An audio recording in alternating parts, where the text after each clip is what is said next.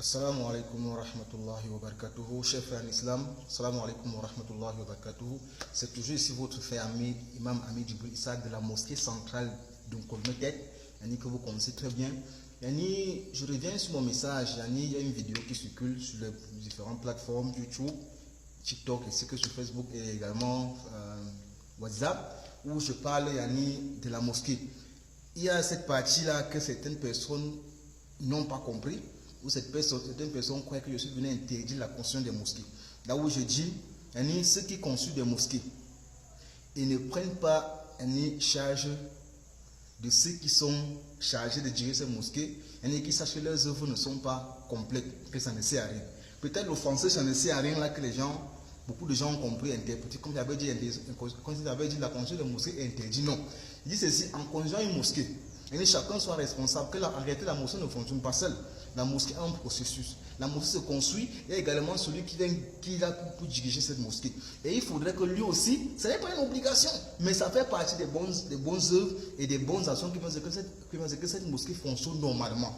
Parce qu'il y a des mosquées, je le dis toujours, que je sais, il y a des mosquées qui sont construites par la suite abandonnées. Pas parce que des gens ont abandonné l'islam, mais parce qu'il y a des personnes qui sont censées diriger ces mosquées, parfois, l'être humain, tout le monde a ce besoin d'avoir une vie stable, une vie normale. Tout le monde a pas parce que les membres qui l'a souffert. Ce n'est pas en restant beaucoup à la famille pour diriger une mosquée que ça fait partie de toi, à dire que tu as la foi.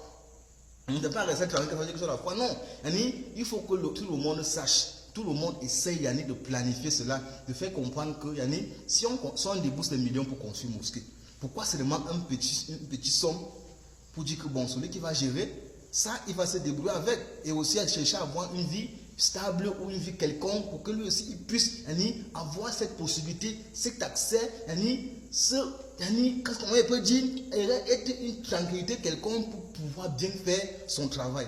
Lorsque on va voir l'imam qui n'est pas là, on va dire que l'imam n'est jamais à la mosquée. Il est où? L'imam doit faire quelque chose, il n'est pas là à chercher l'argent.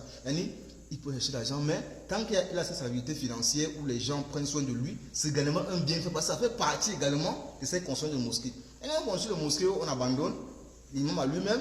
Parfois, ces mosquées, parfois, elles ne font pas le travail qui doit être fait. Les mosquées sont faites pour Allah, pour adorer Allah, pour apprendre la religion d'Allah. Et si dans une mosquée, on n'arrive pas à enseigner, l'imam n'arrive pas, il est occupé, pardon, on ne le trouve pas. Les simples prières peuvent se faire, parfois même pas toutes les prières, l'imam n'est pas là. Et il faudrait que les musulmans essayent de comprendre ce phénomène. Et mon message n'est pas pour dire qu'on doit construire des mosquées. Mais pour que ce travail soit fait correctement. Barakallahu fik.